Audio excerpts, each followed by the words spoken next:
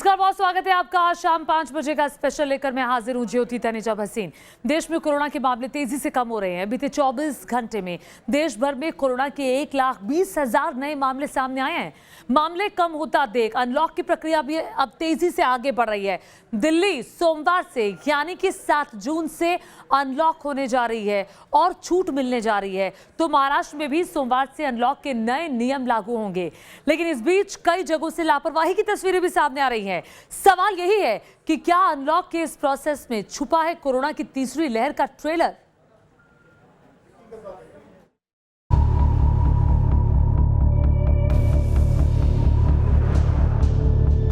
Corona virus की दूसरी लहर अब ढलान पर है। दिल्ली, मुंबई जैसे शहरों के अनलॉक होने का काउंटडाउन शुरू हो चुका है और इसी के साथ शुरू हो गई है जिंदगी के पटरी पर लौटने की कवायद। यूपी, बिहार और दूसरे राज्यों से कामगारों के बड़े पैमाने पर लौटने का सिलसिला शुरू हो चुका है। लेकिन सवाल यह है कि अनलॉक की इस प्रक्रिया में छुपा है कोरोना की तीसरी लहर का खतरा। ये बात क्यों कही जा रही है, इसे आगे बताएंगे। पहले देखिए क्या है दिल्ली और मुंबई जैसे बड़े शहरों का अनलॉक प्लान। पिछले हफ्ते हमने कंस्ट्रक्शन वर्कर्स और फैक्ट्री, ये 2 सेक्टर्स खोले थे। पिछले 1 हफ्ते से कंस्ट्रक्शन एक्टिविटीज़ और फैक्ट्री दोनों खुले हुए हैं, लेकिन कोरोना की स्थिति अभी कंट्रोल में है। पिछले 24 घंटे में लगभग 400 के करीब केस आए हैं। 500 से भी कम हो गए अब केसेस। 400 के करीब केसेस आए हैं और 0.5% के करीब पॉजिटिविटी बची है, संक्रमण दर बची है। तो स्थिति काफ़ी कंट्रोल में है और भगवान करे ऐसे ही कंट्रोल में रहे। तो ये वाला जो लॉकडाउन पिछले हफ्ते ऐलान किया था वो सोमवार को सुबह 5 बजे तक है। उसके आगे भी लॉकडाउन जारी रहेगा, लेकिन काफ़ी सारी और एक्टिविटीज़ में रियायत दी जा रही है, उनको खोला जा रहा है। एक तो जितने बाज़ार हैं, मॉल्स हैं, उनको खोला जा रहा है ऑड इवन के बेसिस पे कि आधी दुकानें एक दिन खुलेंगी, आधी दुकानें दूसरे दिन खुलेंगी, आधी दुकानें एक दिन, आधी दुकानें दूसरे दिन। 10 बजे से सुबह 10 बजे से शाम को 8 बजे तक दुकान नंबर के हिसाब से, ऑड इवन के हिसाब से दुकानें खोली जाएंगी। दिल्ली में सोमवार से अनलॉक के दूसरे चरण की शुरुआत होगी। सोमवार से दिल्ली में मेट्रो ट्रेन शुरू होने के साथ ही दुकान, बाजार, मॉल्स फिर से खुल रहे हैं, वो भी ऑड इवन की तर्ज पर। दिल्ली के सीएम अरविंद केजरीवाल ने आज खुद इसका ऐलान किया। दिल्ली मेट्रो 50% कैपेसिटी के ऊपर चालू की जा रही है और ई-कॉमर्स के ज़रिए जो सामान बेचने की प्रक्रिया है वो चालू रहेगी। तो मोटे मोटे तौर पे ये चीज़ों की रियायत दी जा रही है और मैं उम्मीद करता हूँ इसके बाद देखेंगे कि आने वाले हफ्ते के अंदर भी कोरोना की स्थिति अगर काबू में रही तो और कई सारी एक्टिविटीज़ को फिर उसके अगले हफ्ते खोलेंगे। लॉकडाउन के बाद दिल्ली एक बार फिर से अर्थव्यवस्था की पटरी पर दौड़ने को तैयार है। जिस तरह से पिछले हफ्ते से ही अनलॉक की प्रक्रिया में कई सारी फैक्ट्रीज़ को खोला गया था, अब यहाँ पर दिल्ली सरकार ने आज साफ किया है कि जो मार्केट्स हैं, दुकानें हैं, वो भी अब खुल सकती हैं 7 जून से। इस वक्त हम मौजूद हैं निर्माण विहार में और ये जितना भी एरिया आपके आसपास दिखाई पड़ रहा है वो सारा मार्केट एरिया है। यहाँ पर मॉल भी मौजूद है, यहाँ पर बहुत सारे बड़े बड़े ब्रांडेड शोरूम्स मौजूद हैं, दुकानें मौजूद हैं। दिल्ली सरकार ने भी कहा है कि 50% कैपेसिटी के साथ दुकानें खुल सकती हैं। ऑड इवन के बेसिस पर दुकानें खुलेंगी, मतलब दुकान अपनी दुकान नंबर के आधार पर खोली जाएंगी। एक दुकान जिस दिन खुलेगी अगले दिन वो दुकान नहीं खुलेगी, अगले दिन जो दूसरा नंबर है वो दुकान खुलेगी। ऑड इवन प्रोसेस के तहत इन सभी दुकानों को अब खोला जाएगा। दिल्ली में बीते दिनों कोरोना के केस तेजी से कम हुए हैं। पिछले 24 घंटे में करीब 400 के करीब केस आए हैं। यहाँ पॉजिटिविटी रेट भी 0.5% के करीब है। ऐसे में अब सरकार का पूरा फोकस अर्थव्यवस्था को धीरे धीरे पटरी पर लाना है। दिल्ली में 7 जून से मार्केट्स, मार्केट कॉम्प्लेक्सेस, मॉल्स आदि सभी खुलने जा रहे हैं। ये सभी गतिविधियां ऑड इवन की तर्ज पर खुलेंगी। ऑड इवन के रूप में मैं बताना चाहूँगा कि जैसे 7 जून को जिन दुकानों के अंत में 1, 3, 5, 7, 9 आता है, जैसे 711, 819, 945, इस नंबर की दुकानें 7 जून को खुलेंगी। और 8 जून को इवन डे है, तो जिन दुकानों के अंत में 0, 2, 4, 6, 8 आता है, जैसे 912, 846, 742, इस नंबर की दुकानें 8 जून को खुलेंगी। मार्केट्स, मार्केट कॉम्प्लेक्सेस या मॉल्स में जो भी जिम है या सैलून है वो भी इसी तर्ज पे खुलेंगे। और जो स्टैंड अलोन शॉप्स हैं वहां पे OD1 का फॉर्मूला नहीं चलेगा, वहां पे 7 दिन स्टैंड अलोन शॉप्स खुल सकती हैं। दिल्ली और मुंबई 2 अर्थव्यवस्था के बड़े केंद्र हैं, जहां न सिर्फ उत्तर बिहार बल्कि पूरे देश से लोग पहुंचकर रोजी रोटी कमाते हैं। कोरोना की दूसरी लहर का कहर इन दोनों ही राज्यों पर सबसे ज्यादा पड़ा है, लेकिन अब दोनों ही अनलॉक के रास्ते पर हैं। महाराष्ट्र की बात करें तो यहाँ अनलॉक की प्रक्रिया 5 चरणों में होगी। सोमवार से राज्य में पॉजिटिविटी रेट और ऑक्सीजन बेड की उपलब्धता के आधार पर लॉकडाउन के प्रतिबंधों में ढील दी जाएगी। देश की आर्थिक राजधानी मुंबई समेत पूरे महाराष्ट्र में कोरोना मरीजों की घटती संख्या देखते हुए राज्य सरकार की तरफ से मिशन बिगिन अगेन के तहत अनलॉक किया गया है। ये अनलॉक 5 चरणबद्ध तरीके से किया जाएगा, जिसके लिए 5 लेवल बनाए गए हैं। इस वक्त हम खड़े हैं मुंबई के अंधेरी इलाके में, जहां आप देख सकते हैं कि लॉकडाउन फिलहाल जारी है, इसीलिए सड़कों पर ज़्यादा लोगों का आवागमन नहीं है, क्योंकि ये जो मिशन बिगिन अगेन है वो रविवार रात 12 बजे से लागू होगा और हर ज़िले में उस ज़िले की ऑक्सीजन बेड की क्षमता और पॉजिटिविटी रेट को मद्देनज़र रखते हुए ये नियम जारी रहेंगे। लेवल 5 बनाए हैं जिसके अनुसार ये चरणबद्ध तरीके से अनलॉक किया जाएगा। लेकिन हम आपको बता दें कि पिछले 24 घंटे में महाराष्ट्र में कोरोना मरीजों की संख्या जो है वो 14,000 से ज़्यादा है और मुंबई में कोरोना मरीजों की संख्या 900 से भी ज़्यादा है। राज्य को 5 लेवल 1, 2, 3, 4, 5 के तहत अनलॉक किया जाएगा। लेवल 1 के शहरों में restaurants, mall, theatre, garden, gym, office खुलेंगे, जबकि लेवल 2 में 50% क्षमता से restaurant, mall, theatre, garden, gym, salon खुलेंगे। 5 तरह की कैटेगरी बनाई गई है, जिसके तहत बड़े पैमाने पर रिलैक्सेशन दिए गए हैं। दुकानों को खुला रहने की टाइमिंग पूरी क्षमता से दी गई है। सरकारी और निम्न सरकारी कार्यालयों में 100% उपस्थिति की अनुमति दी गई है। लोगों को समझना पड़ेगा, लापरवाही ज़्यादा की गई तो 5 नंबर के कैटेगरी में जा सकते हैं। पूरी तरह से स्ट्रिक्ट लॉकडाउन जिलों में लागू हो सकता है। मुंबई में अनलॉक के दौरान थिएटर और मॉल को तो 50% की क्षमता से खोलने की इजाजत दे दी गई है, लेकिन फिलहाल मुंबई की लाइफलाइन यानी लोकल के पहिए अभी भी थमे रहेंगे। हालांकि लोग लोकल को भी खोलने की मांग कर रहे हैं। इसके अलावा महाराष्ट्र सरकार को हमने अपील की है, ट्रेन की सेवाएं शुरू कर जाए, क्योंकि उससे बर्डन रास्ते पे कम हो जाएगा, ट्रैफिक कम होगा, बस के ऊपर बर्डन कम होगा, सोशल डिस्टेंसिंग रहेगा और प्रिकॉशन भी अच्छी तरह से ले पाएंगे। एटलीस्ट जिन्होंने पहला डोज लिया है वैक्सीनेशन का, उनको सरकार को ट्रेन की सेवा उपलब्ध करनी चाहिए, ताकि लोगों आसानी से लोगों काम पे पहुंच सके। नहीं तो ज्यादा से ज्यादा समय ट्रैफिक में और बस में जाता है, तो सरकार इसके ऊपर जरूर सोचे। बहरहाल आपने देखा दिल्ली और मुंबई के अनलॉक होने का प्लान, लेकिन इस अनलॉक में सावधानी बहुत जरूरी है, क्योंकि अनलॉक के इस प्रोसेस में छुपा है तीसरी लहर का खतरा। जरा दिल्ली से इन तस्वीरों को देखिए। दिल्ली अनलॉक होने के बाद दूर दराज से लौटने वाले कामगारों की भीड़ अब लौटने लगी है और इसी के साथ शुरू हो चुका है लापरवाही का सिलसिला। कोरोना का कहर भूलकर लोग एक बार फिर से लापरवाही पर उतर आए हैं। आपका भैया? मोहन नाम है। मोहन जी, कहाँ से आए हैं आप और कहाँ हम आए हैं बिहार से, मोतिहारी जिला पड़ता है मेरा। अच्छा। थाना रामगढ़वा पड़ता है। दिल्ली से आप लोग गए थे, किसने चले गए थे? यही कोरोना के चक्कर में हम लोग चले गए थे, काम बंद हो गया। अच्छा, और अब जब वापस आए हैं? वापस आए, ठेकेदार हम लोग का बुलाया है, कंपनी खुल गई तो इसीलिए हम लोग आए हैं काम के लिए। नूर मोहम्मद मियाँ।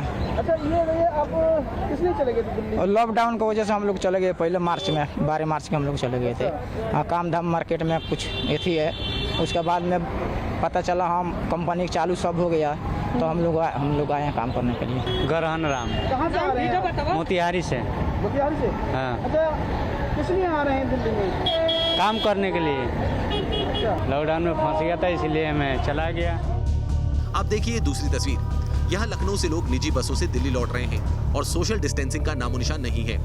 न्यूज नेशन रिपोर्टर ने इन लोगों से भी बात की। जैसे जैसे देश में कोरोना संक्रमण की रफ्तार कम हो रही है, वैसे वैसे मजदूर अब रोजगार की तलाश में दूसरे प्रदेशों की तरफ पलायन करना शुरू कर चुके हैं। तस्वीरें लखनऊ के आगरा एक्सप्रेसवे की है। उत्तर प्रदेश के पूर्वी इलाके और बिहार से तमाम ऐसे मजदूरों को लेकर ये बस पंजाब, दिल्ली और हरियाणा की तरफ जा रही है। ये ऐसे लोग हैं जो पहले रोजगार करते थे इन इलाकों में, और जब संक्रमण बढ़ा तो वो धीरे धीरे अपने शहरों को लौट आए, और एक बार फिर जब पेट की ज़रूरतें बढ़ी, जो ज़रूरत का पैसा उनके पास था वो ख़त्म हो गया, तो फिर रोजगार की तलाश में दूसरे प्रदेशों के लिए जा रहे हैं। आप फिर दूसरे स्टेट में जा रहे हैं, बिहार के रहने वाले हैं और जा रहे हैं पंजाब, हरियाणा, दिल्ली में। आखिर अभी तो संक्रमण है, इतनी जल्दी क्या है? कमाने के लिए जा रहे हैं। कमाने के लिए जा रहे हैं, पैसा रहेगा तब ना घर पर रहेंगे, नहीं है तो तब जा रहे हैं पैसा। घर में कोई काम नहीं है बिहार में, इसलिए जा रहे हैं।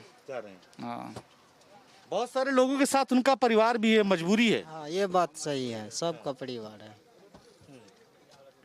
रोजगार अगर मिलता अपने प्रदेशों में तो अपने नहीं आते, रोजगार वहाँ नहीं मिलता है। अभी वहाँ जाएंगे तो क्या काम करना है? पहले से थे आप वहाँ? धान लगाएंगे। हाँ, पहले था वहाँ, धान लगाएंगे, धान लगा के फिर घर आएंगे। पूरी बस खचाखच भरी हुई है, तमाम यात्री हैं जो रोजगार की तलाश में निकले हैं। और आगरा लखनऊ एक्सप्रेसवे की अगर हम बात करें तो लगभग हर तरफ ऐसी ही तस्वीरें देखने को मिल रही है। तो क्या अपने प्रदेश में रोजगार नहीं मिल पा रहा है? वहाँ बिहार में नहीं मिल पा रहा है, इसलिए करके हम बाहर जा रहे हैं कमाने के लिए। तो अभी तो संक्रमण है उन इलाकों में ज़्यादा, तो इतनी जल्दी क्या थी? थोड़े दिन रुक के जाते। थोड़ा देर रुक के जाते तो वहाँ तो भूखे मर जाता ना, फिर पैसे रहता तब ना, गरीब आदमी कहाँ से कमा खाता। ये तो महज बानगी भर है। लापरवाही से भरी इस तरह की तस्वीरें और भी कई जगहों से आ रही हैं, लेकिन हमें समझना होगा कि खतरा भी टला नहीं है। मसलन ब्रिटेन को ही देखिए, जैसे ही वहां लॉकडाउन हटा, केस तेजी से बढ़ने शुरू हो गए। ट्रिपल म्यूटेशन वाले वेरिएंट्स ने ब्रिटिश हुकूमत का सरदर्द बढ़ा दिया है। सवाल यह है कि क्या ब्रिटेन की तरह भारत में भी भयानक तरीके से केस बढ़ सकते हैं, क्योंकि यहाँ अनलॉक की प्रक्रिया के दौरान ही सावधानी ना के बराबर है। हम सबसे विनती करना चाहेंगे कि पैनिक की ज़रूरत नहीं है, ज़रूरत है टाइमली इंफॉर्मेशन की, प्रॉपरली इन्फॉर्म्ड होके, अवेयर होके हम इस बीमारी से कैसे लड़ें। अगर पैनिक से हमें सपोर्ट मिलता है तो panic is a good option, but panic does not support our response. तो ज़रूरी है कि हम इस बीमारी के बारे में समझें, इतना अवेयर रहें कि इसका एक पहला इंपॉर्टेंट कंपोनेंट है अर्ली आइडेंटिफिकेशन के लिए टेस्टिंग पर हमारा फोकस होना। ऑलमोस्ट 1 साल 5 महीने से हम लोग डिस्कस करते आ रहे हैं, तो उन सिम्टम्स का थोड़ा सा भी अंदाजा होने पर हम टेस्टिंग कराएं, अर्ली आइडेंटिफिकेशन करें, आइसोलेट करें, प्रॉपर कोविड अप्रोप्रिएट बिहेवियर उसी हिसाब से बना रहे। ज़रूरत साथ में ये भी है कि फेक इंफॉर्मेशन पे बिलीव ना करें। इसके अलावा जानकर पहले ही कह चुके हैं कि तीसरी लहर का आना तय है। आपको नीति आयोग के सदस्य सारस्वत का ये बयान दिखाना चाहिए। उन्होंने कहा है कि भारत के महामारी विशेषज्ञों ने बहुत स्पष्ट संकेत दिए हैं कि कोविड-19 की तीसरी लहर अपरिहार्य है और इसके सितंबर-अक्टूबर से शुरू होने की आशंका है। इसलिए देश को अधिक से अधिक लोगों का टीकाकरण करना चाहिए। मुझे लगता है कि हमने काफी हद तक अच्छा किया है। हमने कोविड-19 की दूसरी लहर का अच्छी तरह सामना किया है और ये उसी का परिणाम है कि संक्रमण के नए मामले काफी कम हो रहे हैं। वायरस इतना चेंज हो जाएगा कि नया रूप आ जाएगा, तो बिल्कुल ही अगर नया वायरस आ जाता तो थर्ड क्या, उससे भी बड़े बड़े वेव आ सकते हैं, कितने भी 10वें 20वें भी वेव आ सकते हैं, हो सकता है नया ही वायरस आ जाए। अगर अभी हिंदुस्तान की ज़्यादातर पॉपुलेशन को इन्फेक्शन नहीं हुआ है तो कोई भी वेव आ सकता है। अगर ज़्यादा इन्फेक्शन हो गया, जहाँ जहाँ इन्फेक्शन हो गया है वहाँ वेव आने की संभावना कम है। तो लेकिन सर ये कहना कि सितंबर अक्टूबर में आ सकती है, इसके पीछे क्या आधार नजर आता है? मैं ये कह सकता हूँ कि अगर अच्छा खासा पॉपुलेशन इन्फेक्ट हो चुका है तो उस टाइप की आने की संभावना कम है। अगर पॉपुलेशन इन्फेक्ट नहीं हुआ है तो संभावना रह सकती है। उसके लिए सीरो सर्वे कर लें। जो मेट्रो सिटीज़ हैं वहाँ कोई बहुत बड़ी वेव आने की संभावना न के बराबर है। थोड़ी बहुत ऊपर नीचे वेव तो आती रहेगी। इस टाइप की बीमारी कभी भी बिल्कुल खत्म नहीं होती। यानी तीसरी लहर का खतरा सर पर है और इस बीच अनलॉक के बीच अभी से जिस तरह की लापरवाही नजर आ रही है वो डराने वाली है। जाहिर है हमें सावधान रहना होगा। Team news nation. तो आपने देखा किस तरह की तैयारी है। अब धीरे धीरे जो देश है वो अनलॉक होता जा रहा है। कई राज्य अनलॉक की तरफ आगे बढ़ रहे हैं। दिल्ली में कैसी तैयारी है और मुंबई में क्या कुछ होने वाला है। दिल्ली से हमारे साथ हमारे सहयोगी मनीष सिसोदिया जुड़ गए हैं, साथ ही ज्योत्सना गंगने हमारे साथ जुड़ गई हैं मुंबई से। हम इन दोनों से बातचीत करेंगे। मनीष आपके पास भी आऊँगी, ज्योत्सना आपके पास भी आऊँगी, लेकिन आइए उससे पहले दिल्ली का जो अनलॉक प्लान है वो अपने दर्शकों को हम समझा देते हैं कि आखिर किस तरह से दिल्ली अनलॉक होने वाली है, क्या प्लान है दिल्ली का, ये उसको समझने की हम कोशिश करते हैं। क्या क्या चीज़ें खुली रहेंगी, क्या चीज़ें बंद रहेंगी। ये देखिए, मेट्रो 50% क्षमता के साथ मेट्रो चलने वाली है। चूंकि मेट्रो पर सभी की नजरें होंगी कि आखिर कब मेट्रो चलेगी, तो एक जगह से दूसरी जगह जाने में दिक्कत नहीं होगी, तो 50% क्षमता से मेट्रो चलेगी। बाजार ऑड इवन फॉर्मूले से चलेंगे, एक दिन तय हो जाएगा, एक दिन ऑड नंबर की जो दुकानें हैं वो खुलेंगी, एक दिन इवन नंबर की दुकानें खुलेंगी।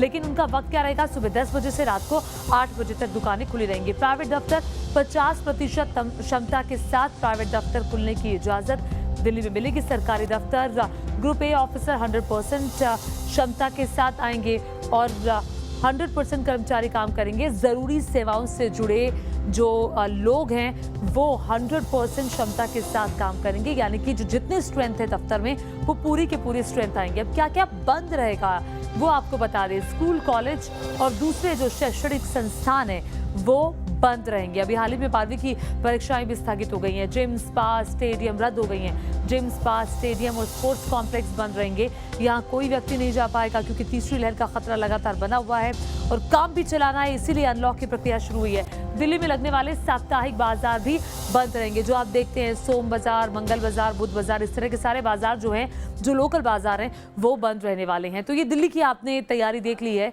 लेकिन वाकई में दिल्ली और मुंबई में क्या होने जा रहा है ये जानने के लिए मैं सीधे रुख करती हूँ अपने सहयोगी मनीष चौरसिया का। मुंबई से हमारे साथ ज्योत्सना गंगने बनी हुई है। मनीष, जरा बताइए, अभी सिर्फ जो कंस्ट्रक्शन साइट्स हैं दिल्ली में वो खुली हुई थी, फैक्ट्रियाँ खुली रही इस एक हफ्ते के दौरान, और इस एक हफ्ते के दौरान हमने बहुत ज़्यादा भीड़ देखी। मुझे ये समझाइए कि अभी इतनी भीड़ हमने पिछले एक हफ्ते के दौरान देखी थी, अब जबकि चीज़ें और खुल जाएंगी तो और भीड़ रहेगी, तो ऐसे में व्यवस्था ना बिगड़े, तीसरी लहर जैसा कोई खतरा ना आए, कैसी तैयारी दिल्ली सरकार की? देखिए, जब भी अनलॉक की प्रक्रिया शुरू होती है प्रशासन और सरकार बहुत कुछ, काफ़ी कुछ जनता के ऊपर छोड़ देते हैं। वो जनता से कहते हैं कि आप सेल्फ रेगुलेशन का पालन करिए, मतलब खुद समझदार बनिए, खुद भीड़ में खड़े मत होइए, खुद मास्क लगाकर चलिए, लेकिन ये सब करना बहुत मुश्किल होता है। तस्वीरें हमने पिछले हफ्ते ही देखी कि जैसे ही वहाँ पर फैक्ट्रीज और कंस्ट्रक्शन साइट्स को खोला गया, किस तरह से भीड़ इकट्ठा हुई।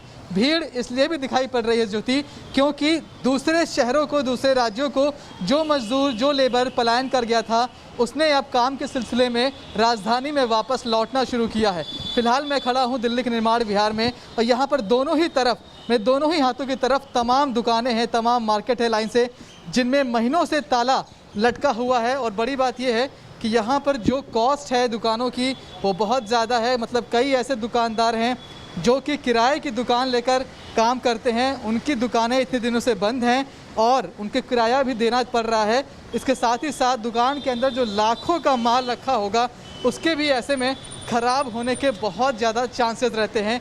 ऐसे दुकानदार आज ज़रूर राहत महसूस कर रहे होंगे। हालांकि अभी भी ऑड और इवन के आधार पर इन दुकानों को खोला जाना है, लेकिन जाहिर तौर पर थोड़ी राहत यहाँ ज़रूर महसूस होगी। बिल्कुल, थोड़ी राहत ज़रूर मिली है, इसमें तो मनीष कोई दो राय नहीं है। देश की राजधानी दिल्ली जिस बुरे दौर से गुजरी इस दूसरी लहर के दौरान सबने देखा, लेकिन महाराष्ट्र में भी अनलॉक का दूसरा प्लान तैयार हो चुका है। ज्योत्सना, इसी पर मैं आपसे बातचीत करने आऊंगी, लेकिन आइए अपने दर्शकों को पहले ये पूरा प्लान हम दिखा देते हैं कि ये पूरा प्लान क्या है। देखिए, अब ये पूरा प्लान क्या है मुंबई का, मैं आपको पीछे ग्राफिक्स के जरिए बताती हूँ। लेवल 1 में क्या होगा, restaurant, mall, theatre, garden, gym, office, ये सब खुले रहेंगे। लेवल 2 में क्या होगा, 50% क्षमता के साथ restaurant, mall, theatre, garden, gym, salon जो है वो खुले रहेंगे। लेवल 3 में होगा अत्यावश्यक दुकानें सुबह 7 बजे से दोपहर 2 बजे तक खुलेंगी, मॉल्स भी बंद रहेंगे। ये लेवल्स क्या है मैं आपको बताऊंगी। लेवल 4 इमरजेंसी दुकानें सुबह 7 बजे से दोपहर 12 बजे तक खुली रहेंगी। और लेवल 5 भी देख लीजिए, लेवल 5 के जो शहर होंगे वहाँ क्या होगा, जरूरी सेवाओं से जुड़ी दुकानें सोमवार से शुक्रवार शाम 4 बजे तक खुली रहेंगी। हर शहर को लेवल के हिसाब से बांटा गया है। देखिए, लेवल 1 में कौन कौन सा शहर आता है, औरंगाबाद, नासिक, भंडारा, बुल्ढाना, नागपुर, नांदेड़, ये सब आते हैं। मुंबई, उपनगर, अमरावती, हिंगोली, नंदुरबार, अहमदनगर, ये लेवल 2 में आते हैं। और लेवल 3 में कौन से आते हैं, कोल्हापुर, सांगली, अकोला, रत्नागिरी, उस्मानाबाद, बीड और सिंधुदुर्ग। लेवल 4 में आते हैं पुणे और रायगढ़। और ऐसे ही लेवल 5 में जो शहर आते हैं वो भी इसमें शामिल हैं। तो लेवल्स के हिसाब से अनलॉक की प्रक्रिया जो है वो बटी हुई है। ज्योत्सना गंगने का मैं रुख करती हूँ। ज्योत्सना, बताइए, ये लेवल्स के हिसाब से अब चीजें खुलेंगी, बंद होंगी, ये फैसला महाराष्ट्र सरकार की तरफ से किया गया है। अगर मैं सिर्फ मुंबई की बात करूं तो मुंबई के बारे में जरा विस्तार से जानकारी दी।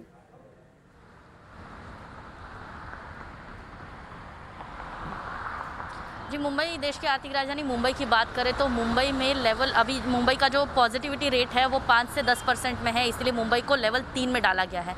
ना कि सिर्फ मुंबई को, बल्कि मुंबई, पुणे, मुंबई से सटे थाने, जहां पर, और उसके अलावा अकोला जो है वो ये बड़े ज़िले जो है वहाँ पर लेवल 3 में डाले हैं, क्योंकि यहाँ पर पॉजिटिविटी रेट जो है वो 5 से 10% है। साथ ही साथ यहाँ पर ऑक्सीजन बेड की जो क्षमता है वो 40% से भी ज़्यादा बेड जो है वो भरे हुए हैं। इसका मतलब साफ है कि यहाँ पर जो है लेवल 3 के नियम रहेंगे, जो कि बताए गए हैं कि शनिवार और रविवार को संपूर्ण लॉकडाउन रहेगा और सोमवार से शुक्रवार अत्यावश्यक सेवा से जुड़ी दुकानें शुरू रहेंगी, और जो बाकी दुकानें जो है वो पहले 11 से, मतलब सुबह 7 से 11 थी, फिर 11 से 2 कर दी गई, और अभी जो अन्य दुकानें जो है वो 7 से 4 बजे तक खुली रहेंगी। और ख़ास बात यह है कि महाराष्ट्र में ट्रांसपोर्ट सुविधा जो है उसको लेकर निर्बंध अभी भी बने हुए हैं, यानी कि मुंबई में जो है मुंबई की लाइफलाइन लोकल जो है वो तो बंद रहेगी आम आदमी के लिए। साथ ही साथ एक जिले से दूसरे जिले जाने के लिए भी आपको परमिशन लेना होगा, यानी कहीं ना कहीं अनलॉक भले ही कर दिया हो, लेकिन ट्रांसपोर्ट सुविधा को लेकर जो पाबंदियां बनाई गई है उसको लेकर पब्लिक अभी भी नाराज है। ठीक है, बहुत शुक्रिया ज्योत्सना गंगने विस्तार से तमाम जानकारी देने के लिए। आप दोनों का बहुत बहुत शुक्रिया, मनीषा आपका भी, ज्योत्सना आपका भी।